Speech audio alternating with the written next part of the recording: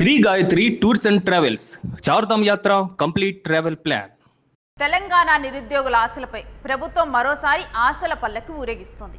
గత 2 ఏళ్లుగా నోటిఫికేషన్లు వస్తున్నాయి. అదిగో ఇదిగో అంటూ సాగదీస్తున్న ధోరణి.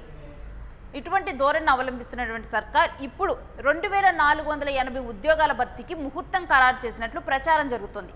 అయితే ఇన్నాళ్ళు కళ్ళు కాయలు కాచేలా ఎదురు చూసినటువంటి అభ్యర్థులకు ఈ ప్రకటనలు కొత్తగా ఏమీ అనిపించడం లేదు.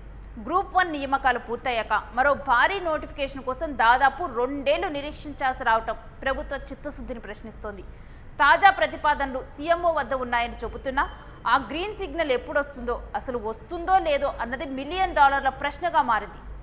నిజానికి 2024 తరువాత రాష్ట్రంలో నిరుద్యోగ యువతకు భరోసా ఇచ్చే స్థాయి పెద్ద నోటిఫికేషన్లు కరువయ్యాయి. అగ్రికల్చర్, ఇరిగేషన్, ఇంజనీరింగ్ వంటి కీలక శాఖల్లో వేల సంఖ్యలో ఖాళీలు దర్శనమిస్తున్న వాటిని భర్తీ చేయడంలో ప్రభుత్వం తాత్సారం చేస్తూనే ఉంది.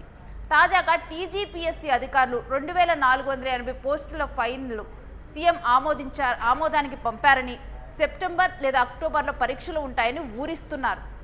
కానీ గతంలో జరిగిన పేపర్ లీకేజీలు, టీఎస్పీఎస్సీ ప్రక్షాళన పేరుతో కాలయాపన చేసిన వైన్యాన్ని గుర్తు చేసుకుంటూ ఉన్నారు అభ్యర్థులు.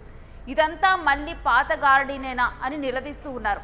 కేవలం 20 పోస్టుల అసిస్టెంట్ సైంటిస్ట్ నోటిఫికేషన్ ఇన్ని చేతులు దులుపుకుంటే సరిపోదని, వేలాది ఖాళీలను ఎప్పుడు భర్తీ చేస్తారంటూ గట్టిగా ప్రశ్నిస్తున్నారు.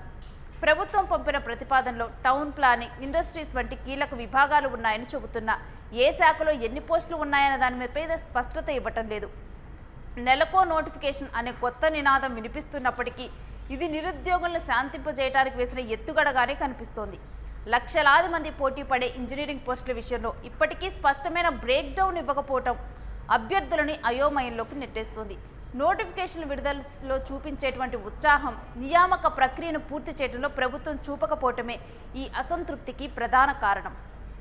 2 ఏళ్లుగా కోచింగ్ సెంటర్లో వేల రూపాయలు కుమ్మరించి గదులు అద్దెలు కట్టలేక నానా అవస్థలు పడుతూ ఉన్నారు నిరుద్యోగులు. వాళ్ళ ఆవేదన ఇప్పుడు ఆగ్రహంగా మారుతుంది.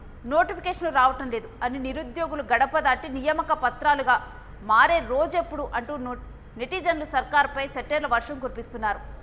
ఏది ఏమైనా వచ్చే నెలలో నోటిఫికేషన్ రాకపోతే ప్రభుత్వం మరోసారి తీవ్ర విమర్శలను ఎదుర్కోవాల్సి ఉంటుంది.